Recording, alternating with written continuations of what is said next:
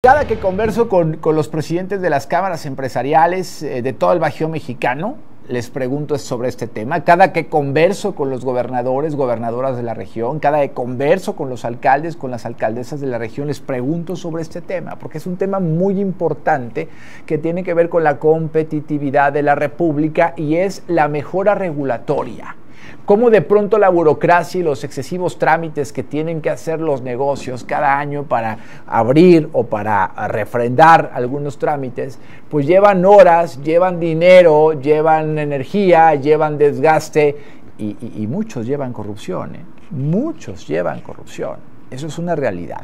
Voy a hablar de ello, del índice de burocracia 2023 que está reportando México Evalúa. Es Ana Lilia Moreno, la coordinadora de regulación y competencia de México Evalúa. ¿Cómo estás, Ana Lilia? Qué gusto siempre me da recibirte en el Bajío mexicano. Buenas tardes.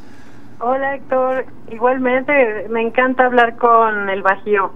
Hombre, es tu casa y nos fascina recibirte por acá. A ver, índice de burocracia 2023. ¿Cómo le fue al país en general? ¿Cómo le va al Bajío? Y cuéntame qué reporta este índice. Mira, nuestro índice es anual y generalmente México sale como en una media tabla de Iberoamérica. En el 2023 mejoramos un poquito porque empeoraron otros países, no porque estemos mejor. Okay. Más bien estamos estables. Nuestros microempresarios destinan aproximadamente 506 horas al año en cubrir trámites burocráticos. Esto requiere, pues, cubrir los trámites tanto municipales como estatales como federales, ¿no? Así como también el pago de servicios públicos y otro tipo de trámites sectoriales dependiendo de qué sector económico trabajan. Para 2023 hicimos un análisis también de emprendedores. Esto es cuánto te toma en horas abrir un negocio. Y en este tema, pues México registra aproximadamente 600 horas al año. Esto nos pone en una tabla, pues, al lado de Brasil, que requiere unas 400, al lado de República Dominicana, que también anda por las 650. Esto nos coloca, pues, en una posición competitiva. Te voy a poner un ejemplo. Venezuela registra 7,000 horas para un emprendedor, ¿no? Abrir un negocio. Y también hay otras complicaciones, por ejemplo, en Guatemala, ¿no? Que registran 4,800 horas un emprendedor para poder abrir la cortina y empezar a vender. Entonces, no estamos tan mal respecto de los que están peor, pero sí podríamos estar mejor, porque lo que tenemos registrado según nuestras encuestas para realizar este análisis es que los emprendedores padecen mucho los trámites nacionales y municipales. Okay. Esto es, no entienden bien cuál es el paquete completo de trámites que deben de cumplir, cuál es como la trayectoria que deben de seguir paso a paso. Y a mí me sorprende porque los emprendedores generalmente tienen claros sus proyectos de negocio. Muchas universidades están enfocadas en eso, las incubadoras, abogados, contadores que están atentos al día a día, al paso a paso. Pero nos comunicaron varios de ellos que nadie les dice como la historia completa, ¿no? Y entonces se tienen que ir tropezando con el ensayo-error, hasta que ya tienen todo completo después a veces de un año, ¿no? En donde ya comprendieron todo lo que necesitaban para emprender y para vender y además ser rentables. Bueno, fíjate, a veces hasta un año. A ver, tú hiciste una comparación, Ana Lilia, bueno, con países de terror. Esas, yo creo que más bien hay que ver cómo mejoramos, porque imagínate, Venezuela y Guatemala, pues, perdón, con todo cariño para Venezuela y Guatemala, pues no tiene nada que ver con México. Tendríamos que estar muchísimo mejor todavía en este escenario. A ver, yo he escuchado mucho el tema de las ventanillas únicas, Ana Lilia, que se supone o se supondría que son pensadas justo para que en una sola ventanilla hagas todos esos trámites. Sin embargo, también sé pues que en realidad han fracasado, porque tienes que ir a Hacienda y luego tienes que ir al municipio y luego tienes que ir al estado, y entonces de una ventanilla te mandan a otra y en la otra te dicen no, es que regrese de donde viene. Y, o sea, es un galimatías. La verdad es que lo digo con conocimiento de causa. ¿Dónde está o qué se puede hacer, Ana Lilia, para restar este número de horas? 506 horas al año en trámites cada año, que significan dinero, Ana, que significan desgaste de personal, que significan a lo mejor cerrar el negocio porque nada más estás tú y pues tienes que cerrar para ir al ayuntamiento a hacer algún trámite. Y entonces ese día cerraste media mañana y ya no vendiste lo necesario para poder sacar el gasto de operación del negocio. Estamos hablando de los no de los negocios medianos, grandes, que a lo mejor tienen hasta una área específica para eso. Te hablo de los micros, de los pequeños, que son muchísimos en este país y que en verdad padecen la burocracia, Ana. Sí, de hecho, hay personas que nos contaron que tienen un negocio de 10 empleados, ¿sí?, o de 8 empleados, donde 1 o 2 empleados se dedican de tiempo completo a hacer tramitología. Imagínate, sí, lo que implica el gasto. Eso, en lugar de atender el negocio, de pensar en cómo vender mejor, conectar mejor con sus clientes, capacidades, gobierno corporativo, todo eso que se dice que necesitan las pymes para avanzar y conectarse al TEMEC, ¿no? Pero no, pues tienen que estar haciendo la cola, la fila. De hecho, la encuesta en CRIGE de INEGI, que se dedica a medir también el impacto de pues, los servicios públicos en la población, registra, fíjate, que en 2023 16.2% de los pagos o trámites se realizaron por internet. O sea, tenemos un nivel todavía muy, muy bajo de digitalización, ¿no? Y esto es complicado porque abre puertas a la corrupción. Claro. De hecho, hay trámites digitalizados que ya regresaron a ser otra vez en ventanilla analógica, ¿no? O también nos contaron algunos contadores el problema de las filas electrónicas. O sea, si tú quieres hacer una cita en el SAT, ahora el sistema te pone en una fila, ¿no? En donde tienes que estar constantemente checando el sistema para ver en qué lugar vas de la fila.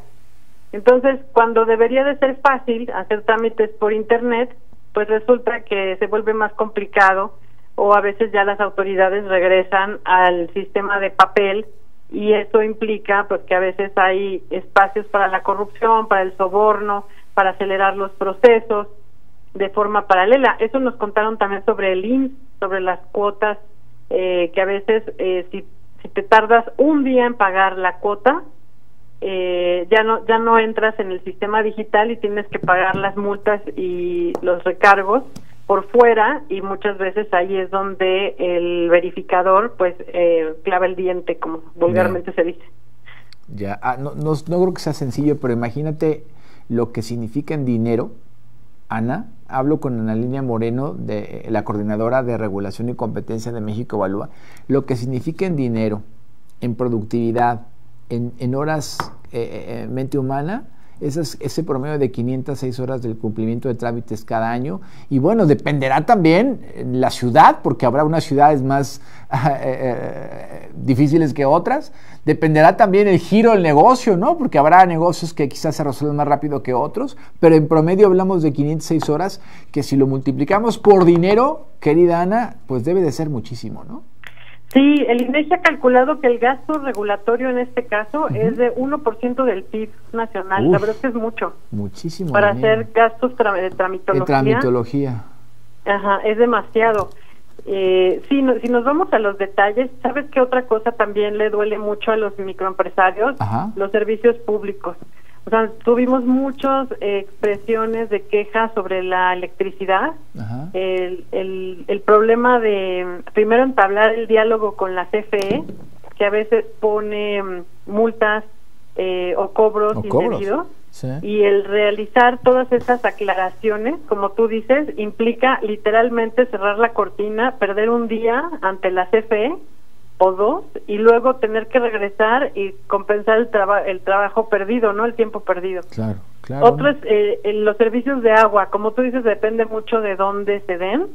pero por ejemplo en la Ciudad de México sí es un problema cuando hay una irregularidad en el cobro, aclararlo y cobrar, ¿no? Y pagar las multas y restituir como el cobro correcto de los medidores. Y así los mexicanos sufrimos bastante con el tema también de recolección de basura. Muchas veces también es un problema el manejo de residuos que no queda muy claro cómo llevarlo a cabo, y las autoridades estatales y municipales también ahí pueden abusar un poco de la ignorancia de las empresas, ¿no? Y bueno, en relación al Bajío, pues sí vemos que tiene un nivel alto de satisfacción con los servicios públicos básicos, a diferencia de otros lugares de la República.